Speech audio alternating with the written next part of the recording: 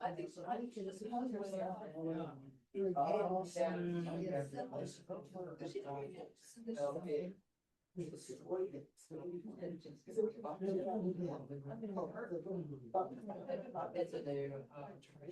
I got it. Sorry.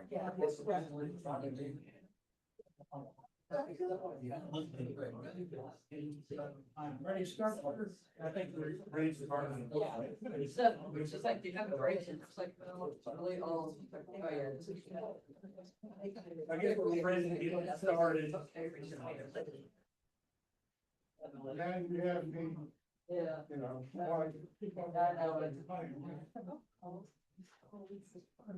gonna get this, started here. Got, She had guys on with.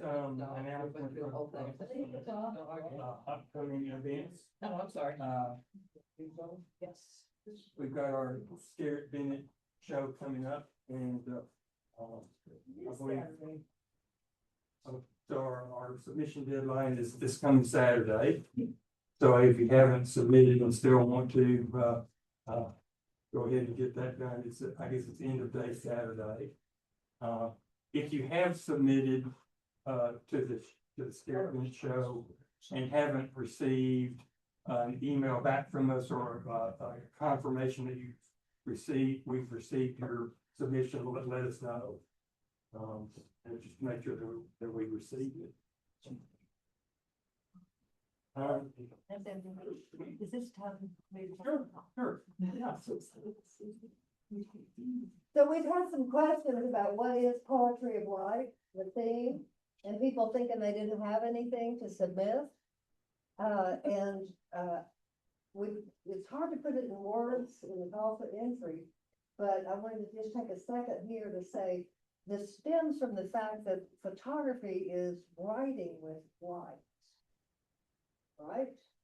That's exactly what the Greek or Latin or one of those old, derivatives. And so this is just looking at writing of light in a sort of a poetic sense. Now, what's a poem? Well, these days, poets write about as many things as we take photos of. I mean, there's not some like poetry.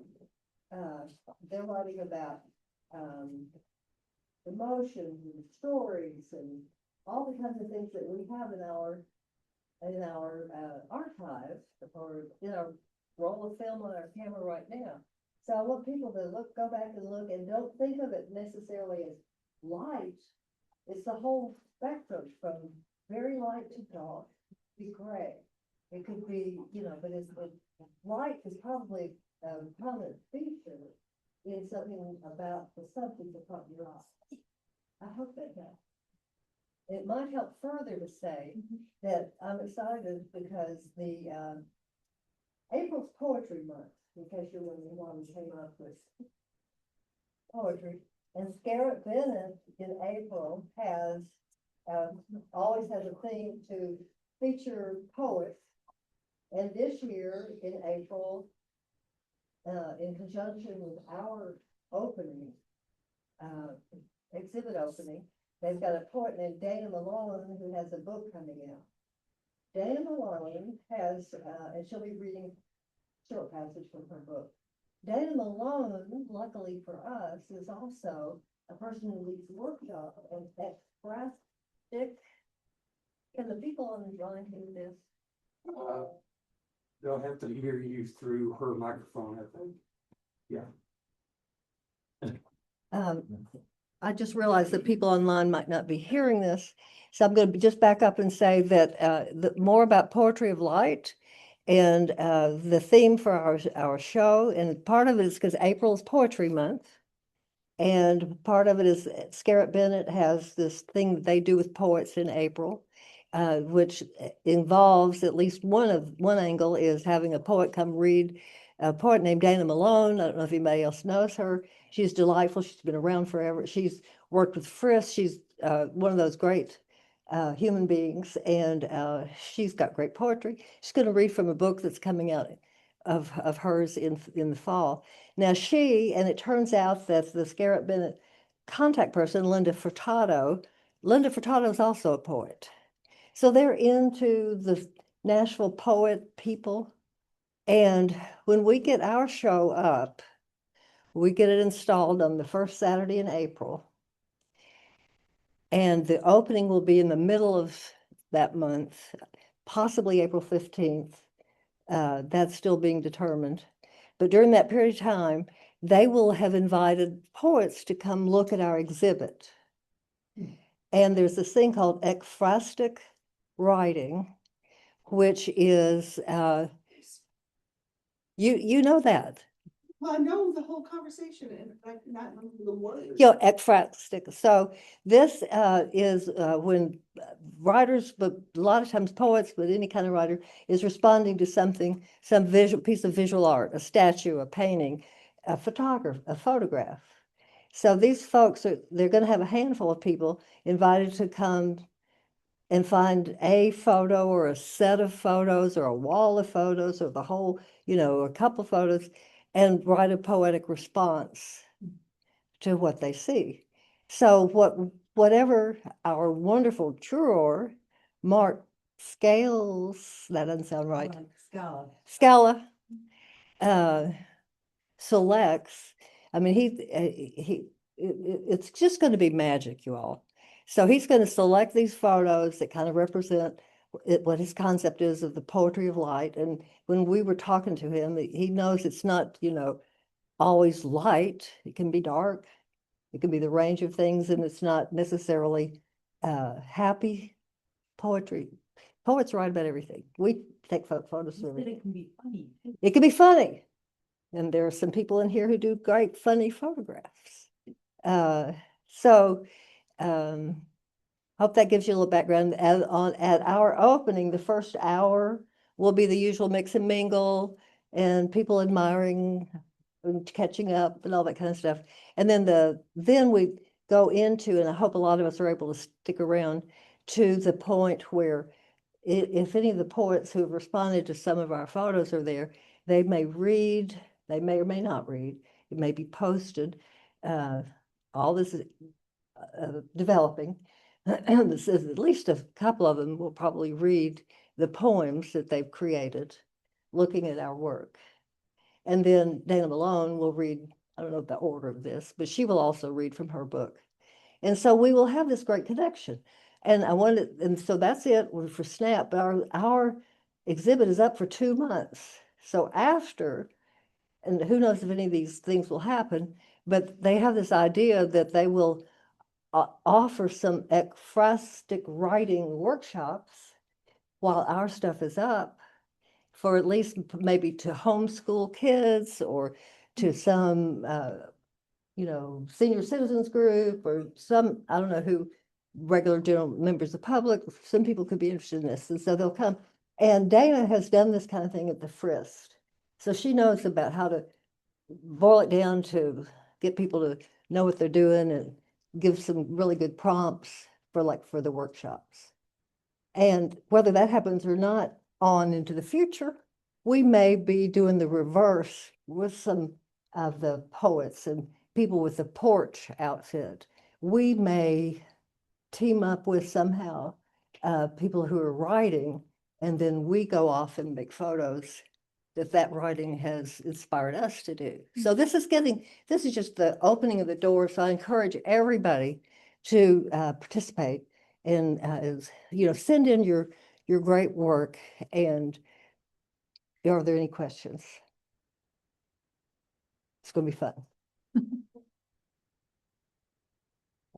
And then I have one other thing to talk about, just briefly, our sister cities. We're looking to partner with another Nashville sister city, and I had a meeting with some folks at Sister City with some folks with the Kurdish community here in Nashville a week or so ago, and Sister Cities has contacted a photographer in Erbil, our sister city in Iraq, and that photographer is interested in partnering with us to do another a day in the life photo shoot in each city. And he's trying to gather some other photographers there and is gonna get back with us on that. So I'll keep you all updated on that. Okay, all right. All right.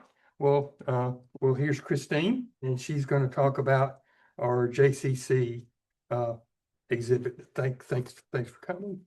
Thank you. Yes. Thank you for having me. It's a big honor to be speaking here and to be asked to jury your exhibition was really wonderful. It was wonderful to see all of the work. I realize you might not know who I am, so I thought I would introduce myself a little bit by way of showing you some of my work and then also um, not just to introduce myself, but I think it's useful. It's rare that when you have a juried exhibition that you actually get to hear from the juror. Like I've submitted my work to juried exhibitions and then I just never hear anything. I don't know what their thoughts are. I don't know where they're coming from. And it's an interesting thing to be able to have this exchange, I guess. So I think it's really fun that Emily invited me to come and speak to you all. So yeah, hopefully it's helpful to kind of see where I'm coming from. All of the work was amazing, and I wish I could have picked more, but they gave me a amount that I had to stick to, so I did. But it was really wonderful. We have a student show up right now, and the work that didn't make the cut is just as good as the work that did. Like it's incredible to see. Like it's all great. Like so it's hard to know in some ways, but I think it is a lot of the times like what the juror is thinking about, who they are, where they're coming from. So I wanted to kind of give you some information on me just for the sake of transparency. And if you're curious. So I'm Christine Rogers. I teach at Belmont University. I'm an associate professor of photography there. I am from Nashville. I'm originally from Nashville. I went to college in Ohio at Oberlin College, and I majored in anthropology and English. So I really liked photography in high school, but I think growing up in Nashville in the 90s, it was not the artistic community that we have now in terms of the visual arts. Everyone I knew was a musician, and they were all guys. And so it was like for a young woman who really liked visual art, there wasn't a whole lot of like places for me to turn. But I still felt like that's what I wanted to do, but had other interests. I also liked reading. I like literature so much. That's a huge part of my inspiration. And I also really liked studying culture. So anthropology felt like a natural fit. About halfway through my college, I realized that I really wanted to tell stories and I really wanted to make art. And I think anthropology was like the closest thing to like making art, but it still kind of has that responsibility of a soft science. And it no longer felt like the right fit for me. And I decided that it was inevitable that I study photography because that's what I wanted to do anyways. So I started, but I think that the photos that I was interested in and the things that I was learning in anthropology were really intense. And a lot of times I would kind of process what I was learning about in my photography classes. And so I was really interested in like kind of disconnection between oneself and the landscape they find themselves in. I was really interested in the kind of language of like linguistics, language of the way we talk about health in the body and mental health and how it relates to the landscape. So these are some of the images that I was making while I was a wee college student, kind of all like interested in like improvisation, and the family that we kind of make, I think, for ourselves, that idea. So these were my like best friends, and it felt like we were kind of creating this home for ourselves, and there was this kind of sense of play, within the landscape. So this was behind the McDonald's down the street from us, and this was in like our backyard area. And oh, I mean, Oberlin's pretty rural if you've ever been there. It's kind of a small town. So then after I graduated, I wanted to keep going with photography, and I went to Boston to get my Master of Fine Arts at Tufts University in photography. And there I really started to learn about sculpture, and one of my biggest mentors was a sculptor. And I'm not a good sculptor. I'm not good at making things, much better at taking photos. But what she taught me, and I still think about, is the function of things. So how things function, how they're used, how they're useful, how they're functional objects. So that idea of the photograph, I was kind of looking at it through the lens of photography, her teaching through that point of view, I guess. And so I began to think about the function and use of photography and photos that are somehow about photography, not necessarily about art photography, but about photography, like as a thing, either in our culture or in our everyday lives, or as a material or a process. So that kind of sculptural background is really like was very important to me, and it still is important to me. It's still like a big thing that I think about when I think about my work, when I teach, and when I look at other work and evaluate other work. So this was a project that I started again. So the kind of two main like centerpieces are like the idea of family and like the family that we kind of create, and then photography as a functional object. So I don't know. I never met my father. I have all these half brothers and sisters that I never met. And so I was really interested in strangers and how any one of the strangers that I saw, if they looked roughly like me, that they could be related to me in theory. And so I started really like thinking about that as like a thing of like magic, like how that person could be my relative. It's really possible. My father had a wife before my mom and then another wife after my mom. So it was really, I knew I had half brothers. So this was, and I also, before I went to grad school, I worked at a portrait studio in the mall, and I was really bad at it, primarily because I didn't know how families came together. Like I didn't know how to pose them. It was just me and my mom. And so I really like the idea of like these as like an object, like the family is supposed to pose in a certain way depending on how they're related. And so without knowing that and not having that experience, like I really was pretty clueless. So I was interested in that too, like the idea how these like photos get organized, how the people get organized within the frame. And so I started going to the mall and just asking people if I could be in their family portrait. And they did not say yes. And so eventually I started like seeing people pass by me in the mall. Like the people who were already getting their portrait made were like, no, you can't jump in.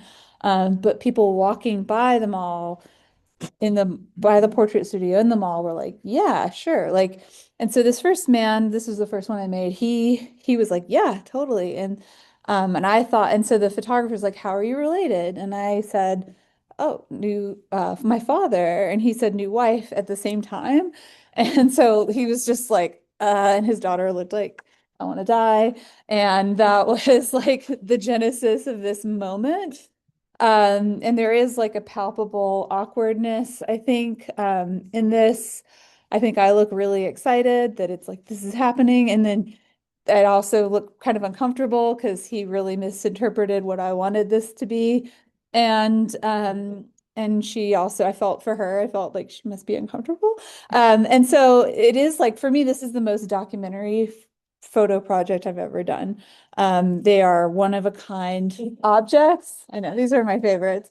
The two new dads. One dad is great, but two is even better. And so, yeah, so I mean, that's how I see it. These are my two dads. I don't know what they thought we were, but yeah, it continued to go on. It was creating this like family album that was both like possible and impossible.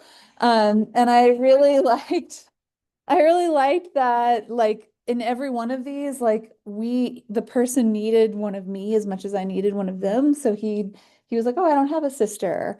This will be really fun." So it was fun. Like we were able to do this thing. We had this moment together. It was a real like photographic moment. And then that was it. And then we parted ways. I know my goth. These are my goth stepchildren. I think. So I went all over, like I went to various malls across the United States. And then I was 25 when I was 24 when I started it, but I did 25 pictures. I finished when I was 25 because I felt like that's a good number.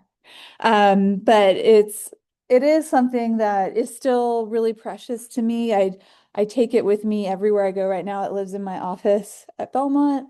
Um, but I would be really like, I'd leave it at Belmont because I'm so afraid of my house catching on fire and these burning because these are like my family out, like truly they are. And every time I show them, they will fall off the wall and they get tattered and like they really have aged and they have taken on a kind of important place in my life. And so I know I love this one. That's a fave. So yeah, these are kind of like and I also like that it kind of like contains everything. It contains all the clues, it contains all the information. They do kind of exist in a way, like kind of sculpturally, materially, like that these are purchased from the mall, that they are the one of a kind image. I don't have negatives. Yeah. People Yeah. that you didn't know, Mhm. didn't want these groups. So I offered to make one of just them. Like I was like, I'll pay one for just you. Do you want one of my They didn't want the one with me in it, but they sometimes like these two people, they did want like a picture of them made. And so I was like, yeah, since like you gave me your time, like I'd be happy to buy you a photo and have your portrait made. So like yeah, but usually they didn't want the one of us. Yeah, it's a good question. Um, yeah, the hardest part was finding 25 different outfits because I was a grad student and I didn't have any money. And so I was trying to like find all these ways to do it. Oh, sorry. This one's fun. This last one, these were the only people that I knew. These were the mall portrait studio photographers. And they became kind like, especially the younger one, he kind of became like a collaborator. Like once he realized, like, what are you doing? Like every week you're in here with a different group of people. And I finally like I came clean and he was like, that's so awesome. Like I wanna and so he started like I think he really, really liked it and was like very excited. So then the last day of me working on it, I showed up in all black because that was their uniform and I was like, it's gonna be us. So this was the only one where I knew them. And this is how they're displayed. This is kind of the collection. They exist as a unit. I don't know if I'll ever open this up again. There's not really those portrait studios don't exist as much anymore. But yeah, so that was a pretty big body of work for me. And after that, time passed. I got a Fulbright to go to India. I wanted to go to Switzerland originally, because that's where my family is from, but Switzerland was only giving Fulbrights to science projects. And I was like, well, I guess that's not going to happen. And then I started learning. I was in Switzerland working on another body of work. And I was there and I encountered a group of Indian tourists at the top of a mountain. And I thought it was really interesting that the woman there was like, this is heaven on earth. And that's what my mom always said about Switzerland, was that it's heaven on earth. And it was like this kind of magical, heavenly landscape for her. And so I was interested in landscape photographs as like a thing that we project an image onto, that we project an idea onto.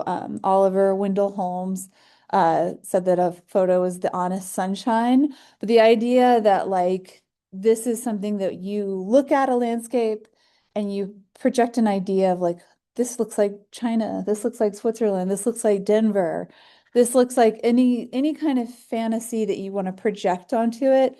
And I think kind of similar to this project, like this was all about projection. It was all about kind of what you want to see in it. And so I was interested in like how that would show up in like a landscape. And so I kept thinking about that encounter that I had with this woman that she was looking at the Swiss landscape, saying it's heaven on earth. I'm from Nashville. I'm looking at the Swiss landscape, saying it's heaven on earth. Like, how could we be from like two wildly different contexts in this third place, like having this similar moment that we were both kind of feeling that. And it was sort of like, what are we projecting onto it? And landscapes, anyways, it's a painter's term. Like there's no such thing as like a landscape out in the world. It's an art term. It's the idea of like a vista. It's not really the actual land. Huh? Yeah, and so I began to research about it and found out that in India there are a number of landscapes that promote to domestic tourists, so Indian tourists, as the Switzerland of India. So if you're a Bollywood fan, you know they're frolicking through the Swiss landscape. There's like a scene that like kind of frame by frame like replicates the beginning of The Sound of Music. So it's kind of this like it's never Switzerland. Like it is Switzerland, but it's not. And it's like the landscape behaves very interestingly in like Bollywood cinema. And so it was kind of an intriguing like entry point. So applied for a project, ended up going to India for 9 months. I had an absolutely amazing time.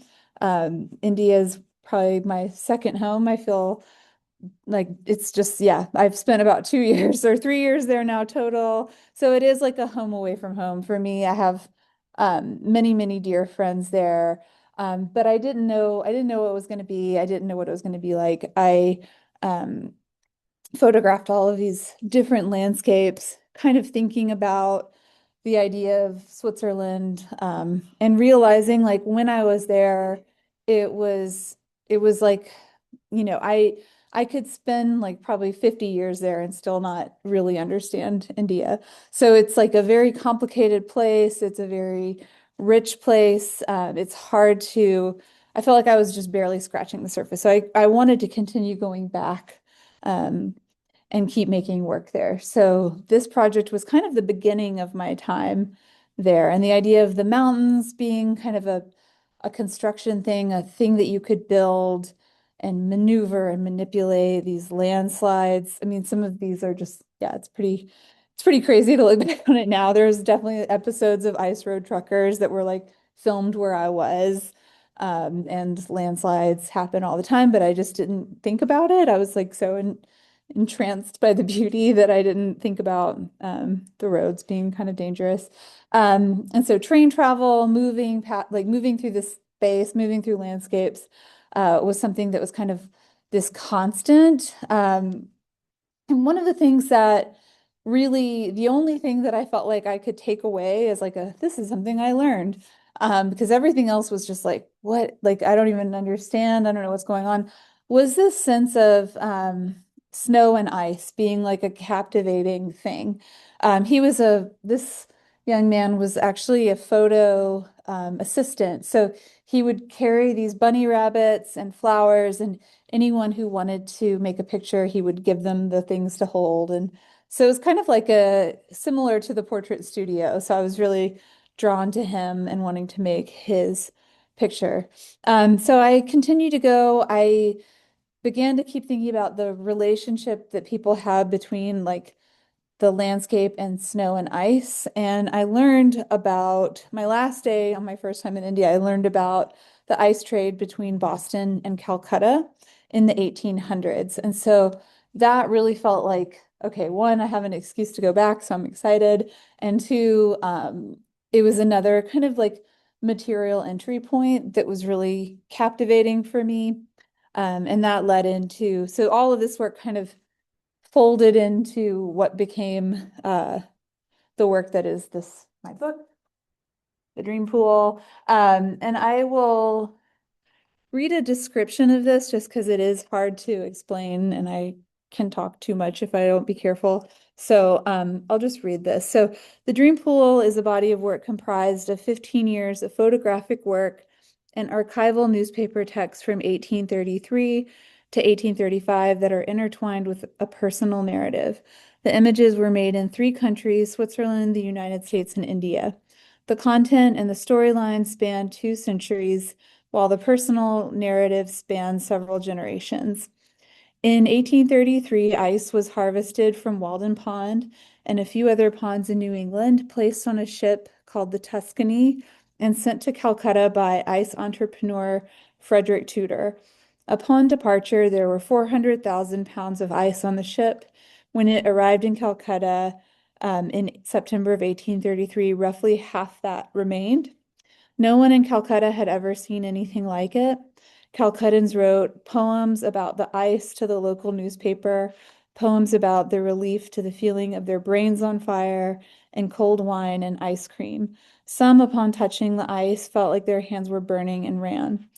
In June of 2014, I first went to Calcutta to search for mentions of the ice trade in the National Library newspaper archives and to photograph blocks of ice melting outside of the oldest ice factory in India. In Nashville, one hot summer day in 2016, my mother, who I had always been close with, suddenly ended our relationship via email under mysterious circumstances, turning my life and my work about the ice trade on its head. What results is a braided, nested narrative about melting ice, pictures both seen and unseen, lost and imagined homelands, disappearing mothers, and the fading dream of motherhood. So there's a lot of layers to the story. There's lots of different time periods. I was really interested in time traveling. Again, kind of as an object, I like that this looks like a block of ice. And you open it and there's quite a bit of text brought in. So it was one of those things where the archival text became like a stand-in for a time before photography.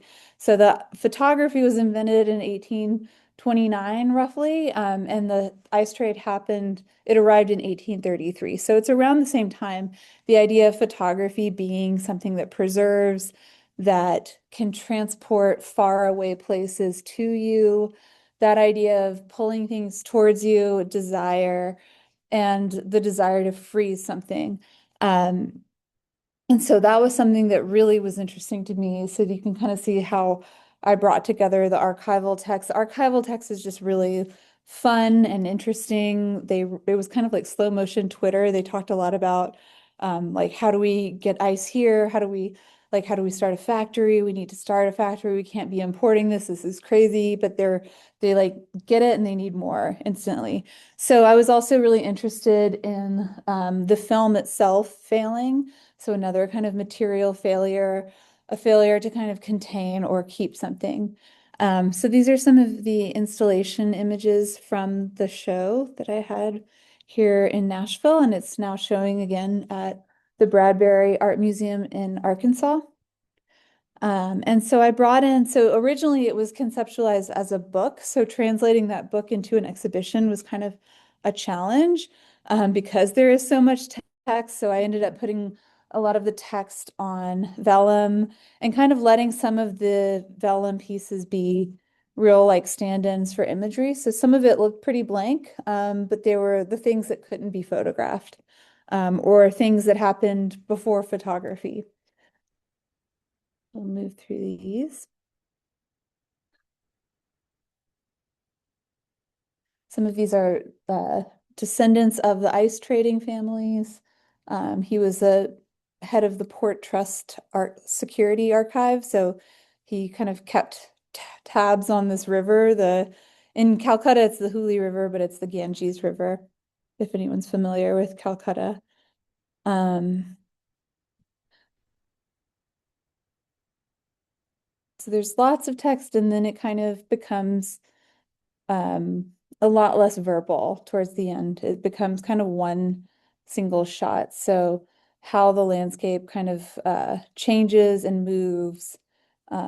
This was actually taken in Walden Pond. So using a film camera in in an aquarium. was a pretty interesting process. So more of these kind of failures of the film. And these are blocks of ice that I returned to the beaches where the ice originally was imported in.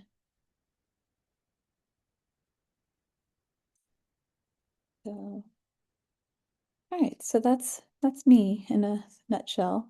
Um, moving on to the good part. Did you bring some books? I do. I have some in my car. So if you're interested, just let me know. Yes, thank you for asking. But yeah, so these are your works. I don't like, so they were given to me. I didn't have the name, so sorry that your name isn't on here, but I didn't know. But I think that hopefully, like, maybe it makes a little bit more sense as I go through what I was drawn to. There were some that, and it's again, I think when you're jurying something like this, it's like, and you don't have a statement and it's just about the images, then it's kind of, it's a really interesting thing. It really becomes like these things that like you kind of notice like things that feel familiar to you, things that resonate with you. There's a lot of like looking through glass, looking through windows that I thought was really interesting about some of the work I noticed. This one of the vase, the flowers, I think it's really more about the vase than the flowers, which I thought was really interesting. And I love, I mean, I think you now know that I love glass. I love things that look icy. I love the idea of like kind of looking through something and finding another world within it. So those are some of the things that really resonated with me. This one too. I mean, this reminds me of like an Atche photo, just some of the like ideas of reflection, looking into the past, kind of noticing things within that. I think glass as a frame, as a motif is always so fun and satisfying. So this one really spoke to me in that way. The idea of looking into the past. This is an older woman, obviously looking at like, looks like mannequins with bras on. So I think that kind of idea of looking into the past at like a time gone by is really beautiful. This one, I also was really drawn to some that I think had a lot of like overexposure or not overexposures, double exposures that had that kind of material relationship to film. It might not be film, but it kind of looks like it to me. And I think that that was really beautiful. So I like the things that are kind of imperfect at times. Some of these like film cameras have these like natural, like qualities that are different than what we see in like every like the really sharp digital cameras. Not that there's anything wrong with that, but I do like the kind of materiality of these film pictures or photos that look filmic. I mean, I love a landscape. I feel like this one, again, I think the ship is what really spoke to me in this one. The idea of this being like, what is that ship doing there? Like, what, like, what's the story? Like, there was something about this that was like such an intriguing like moment. Again, it looks older. I feel like it is not, but it has this kind of quality of like it being from the past, it being a little bit of a time capsule that I thought was really interesting.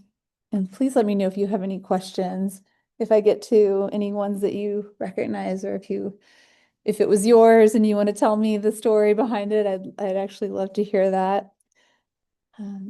This Perhaps you wanna tell us a this one? funny story. It's a funny story. What is it? This is yours? Yeah, it was off of Governor's Island, and I saw the ship, about a half a mile, Yeah. 3/4 of a mile, and I saw it sailing, and I knew that this is what I wanted. And in my family, I am the slowest walker, okay? Yeah. I'm the last one trained, but I got this in my head, and so I was keeping up with the boat. Yeah. And my family, I was outpacing them by quite a bit, hmm and they were trying to keep up, and then one of them said to the other, "Yeah, she'll be back." And they sat down, and that was the end of it. I took my pictures and I picked them up. Wow. What was the ship? Do you know? Like why It's a it was big there? sailboat. I think they can, they rent them out or something. So cool. I love it. When was it taken? Last summer. Nice. Why was did a you pretty decide show. to do it in black and white? Just felt right. Because then the statue became Yeah. too prominent, Mm, because it's orange and yeah, it's like blue. turquoise. Yeah, And it became, That's cool. and it, took over everything. yeah, that makes sense. Well, thank you. Is anyone who did this one in here? This one's yours? Yeah, I think it's probably clear now after my talk why I was drawn to this. I'm like, anything that's half underwater, I love. Like, I mean, I just think this was such a beautiful moment. I have no idea how you made it. I don't know if you have a yeah, I just love it. I mean, I think that it really like the idea of like kind of two worlds or a world within a world, like that's just something that really resonates with me. I loved the color and the light. And I just want to spend there. So I really liked that one. Where was it taken? So nice. Yeah.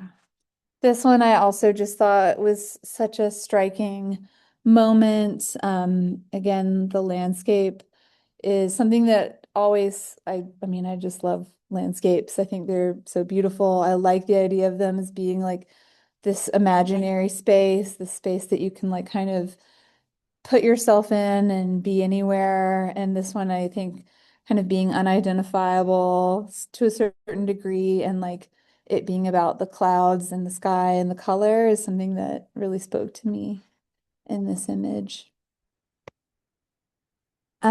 This one, I mean, I think this is such an interesting moment. I love street photography, even if I've never been able to do it myself. I teach a lesson on street photography at Belmont, and I always love the idea of going out into the world and like kind of engaging in public space and public life. And I think the protest is kind of a real like connection to that engagement with public life. I love what their poster's saying and just that moment that it's positive, they're smiling, even though they're obviously upset about what they're protesting, like the idea of America hasn't broken your heart, like that they're still having fun, they're still finding like a joyful moment in that. I thought was really a striking element to this picture.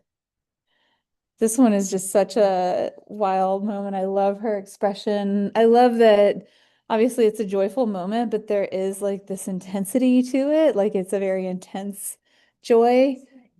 Is this yours? Ah, where was this taken? In front of, in Manhattan, in front of the Metropolitan. Do you know these people? What? Did you know them? No, Wow. I was focusing on something else and I had the luck to see them before my I eyes. love it.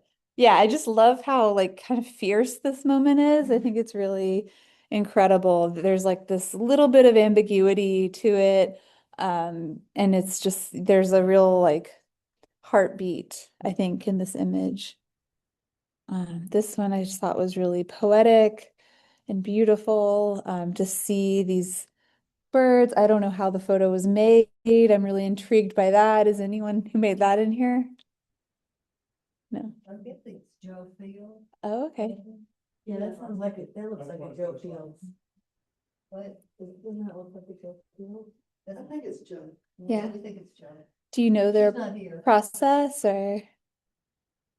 No. She has described it. Oh, well, it's very intriguing and I love that it's like you don't know where, like the orientation is really, it's very disorienting to me. Like there's kind of a vertigo that's happening, like that you can, the vertigo you get when you look up at birds, I feel like is, you know what I mean? Like, and you're like, whoa, like, like what's happening? Like, I just thought this one was really interesting in terms of that kind of dizzying quality. Speaking of dizzying, I also felt like this had such an interesting uh, momentum and process. I love the idea of intense motion. I feel like maybe because it's something that I like I think I probably like wish I did more of in my own work. And I feel like I encourage students to do it because it's one of the things that photography does really well. is record movement and describe motion. And I think this one is just such an interesting description of motion. I don't know where this was. It, oh, it is? Oh, where did you take it? Oh, nice. It's beautiful. Is there anything else you want to share? Well, it's kind of luck. Really? Street fighter. Oh, Obviously, she didn't pose. yeah. But what was luck about it? Could have. Off back, could have been a mistake. Yeah.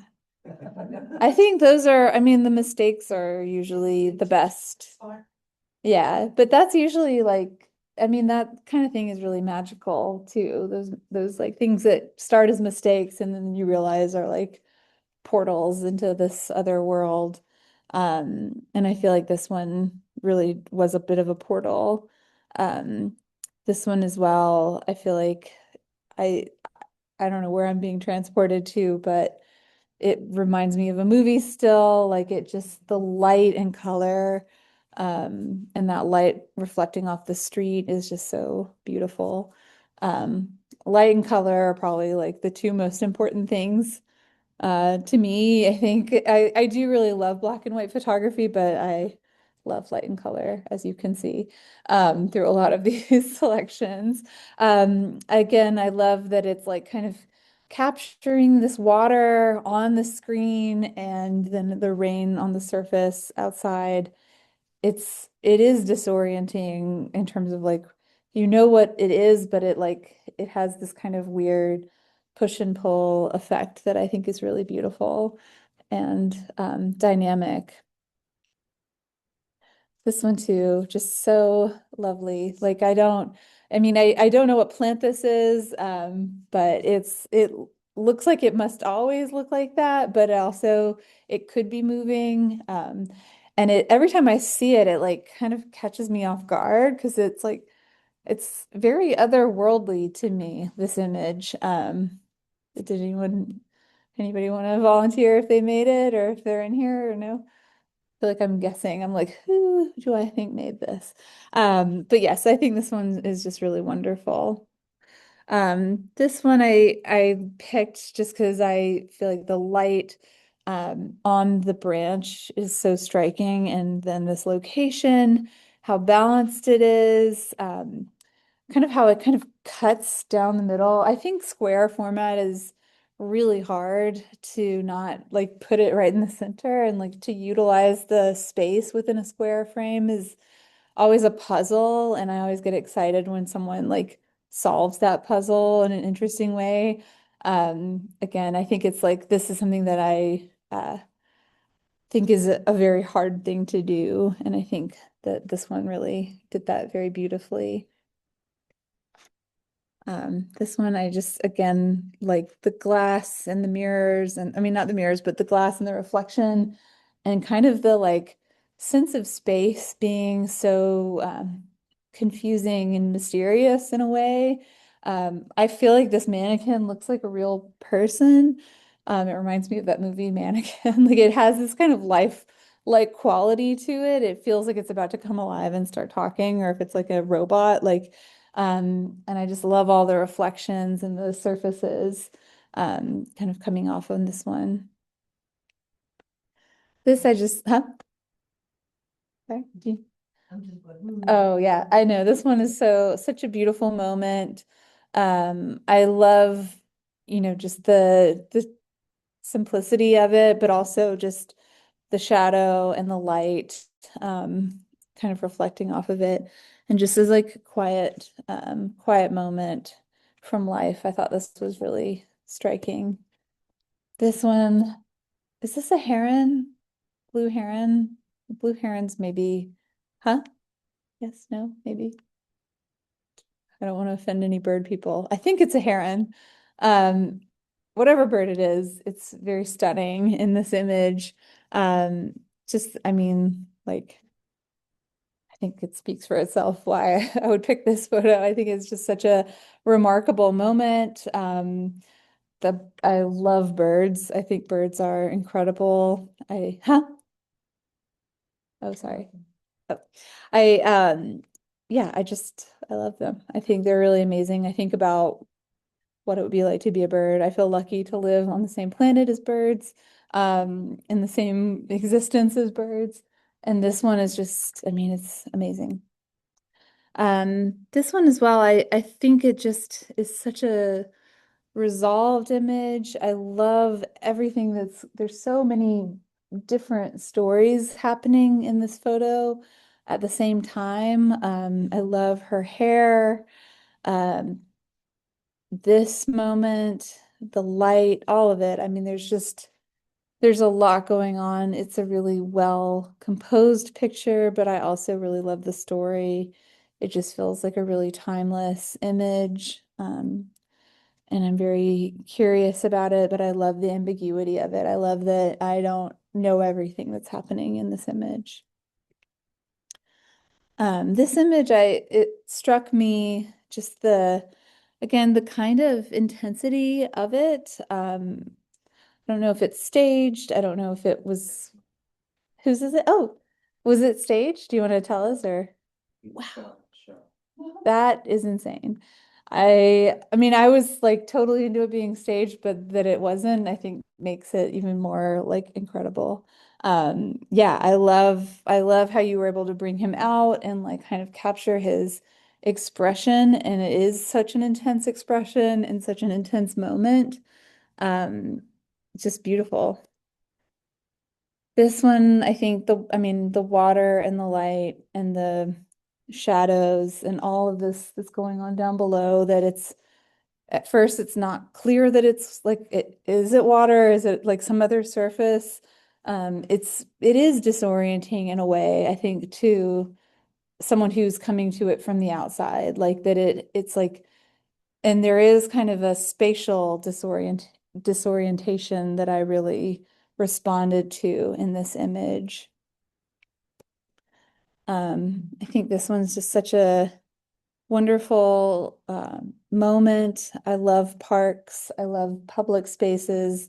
Parks is like kind of these outdoor museums almost, and just the dynamic between this figure and the statues, I think is really wonderful in this image. This one, I mean, it looks like a movie still. And a movie that, again, I want to know what happens in the movie. I want to watch the movie. I love her expression, but the light that's hitting her is just otherworldly, and how it like kind of illuminates her hand and all the detail, and every little strand of hair is just really wonderful.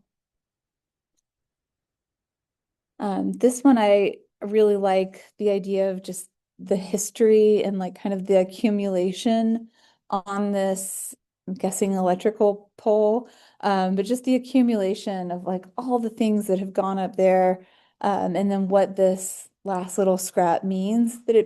I like that it's shot like as the thing itself, that if it was further back and we could see the context, like it would be a different picture. It'd probably still be interesting, but I like that it's like an abstraction now, but it's not so abstract that I don't know what it is. I think that's a really nice balance. This, I also just am intrigued by where this might be, what kind of lighting this was, like if it was natural, if it's artificial, that it just looks illuminated by this sun that's not there because it's dark. So I'm just intrigued by a lot of like elements that surround this. I like that it kind of reminds me of a scientific specimen almost, the way that it's lit. This one too, I think this is a nice kind of segue. These both feel like kind of negatives, like positive negatives, like that it's this inverse of a thing. I think snow is really hard to photograph, and I think this one really does a great job of like capturing it and then letting it be like kind of, is it receding? Is it coming forward? Is it like it becomes kind of like a sculpture? This one I just think it reminds me of just, I mean, one, cigarettes are not good for us, but they look really cool in movies and in photos. And I just think this has such a cool quality to it. where this is. It feels like it's from another era again, like just like of another time. I don't know where this was made, but he looks like he's from the 50s. Oh, nice. Any backstory you want to give us or Uh, Street photo. A bunch of kids were climbing on the walls of a building. Ledges yeah, oh my God. and lighting up. Where was it? That's in front. Oh wow. Yeah. It does. It looks like New York in the 50s to me. This one I love. I don't know if it was an intentional double exposure or an accidental double exposure, but I think that kind of the picture within a picture and like these layers of story, I really like that you can kind of identify this figure, but then there's these other kind of ghostly elements at play. I think that's really striking moment. This image, I feel like I mean, again, I'm baffled by how it was made. I think it's really beautiful. I love you can see the water, all of the colors kind of like playing off of it, I think are just really wonderful. Um, yeah. That's Susan Ruott, and she does a lot of abstract. She's 100% abstract. Mhm. But she'll start with I forget where she said that one. That's here in Nashville. Oh, nice. Uh, and one of those, looks probably austere or minimalist kind of place. Oh, She likes interesting. colors somewhere. Wow. And I just want to say that the photo before it, the young woman there, what she's painting is almost the same colors that you've got in the next. Oh, And she's amazing. looking out at this first Grease slave. Yeah. Out, and I'm puzzled. Oh, did you take it? Painting. I mean, because. Is this yours? None of those colors are in front of her. Oh. And she said, I'm painting infinity. Oh, I love that. That's beautiful. I love these as like a pair now Yeah. because I feel like it is, yeah, it's amazing how they kind of speak to each other. That's really cool. Is that Laura? Did you shoot that? No, that was me not understanding exactly how I borrowed somebody's roll play. Yep. It's awesome. I didn't quite.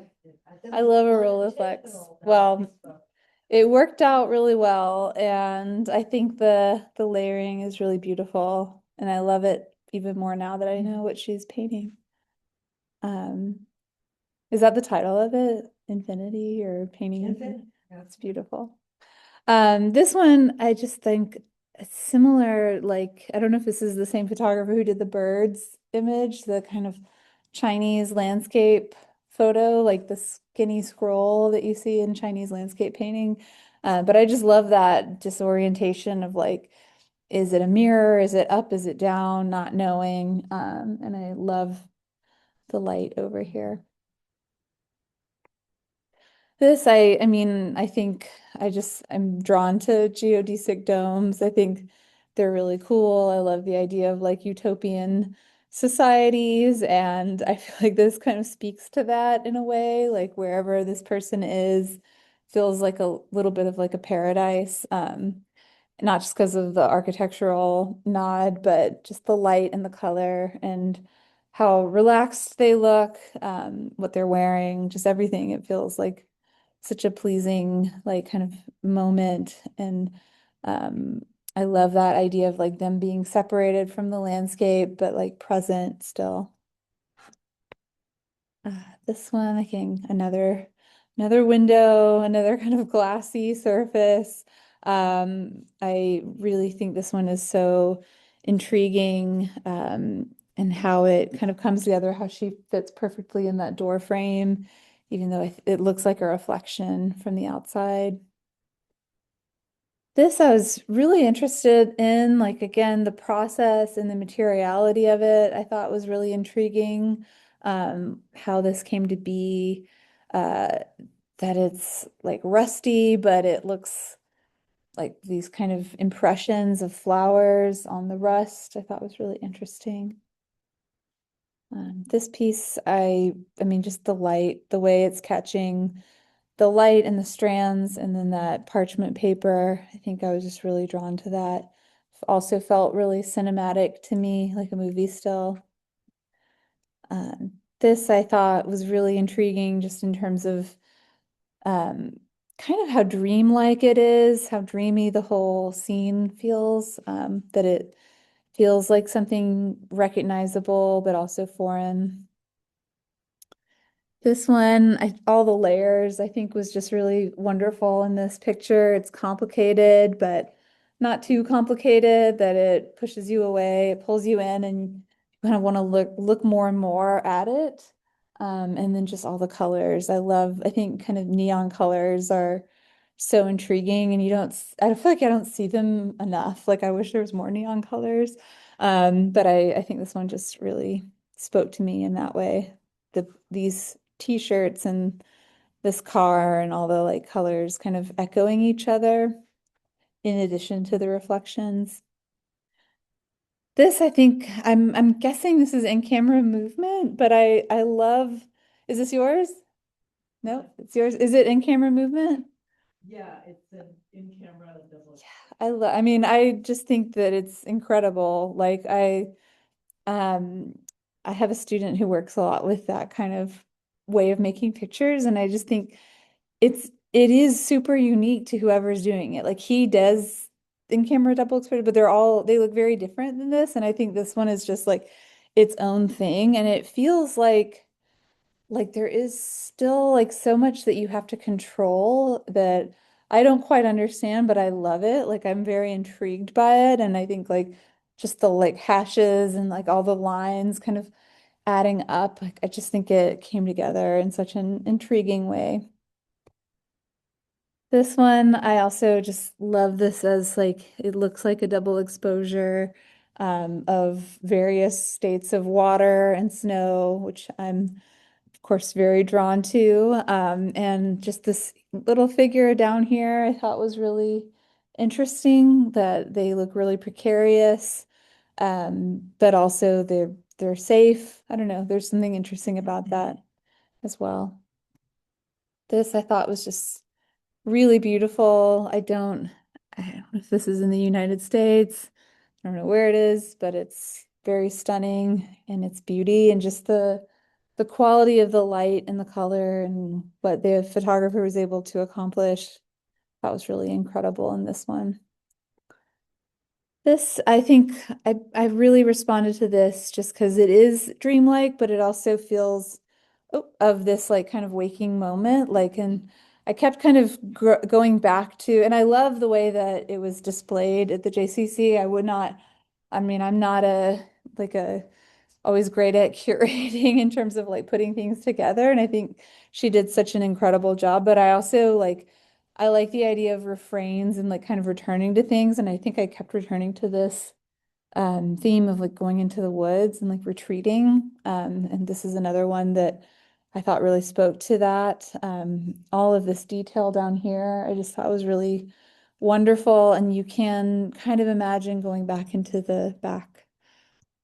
And this one I just thought was such an interesting moment. I kind of want to be there. I want to be listening to her, but I love it just feels timeless to me. It feels like it was from another era almost.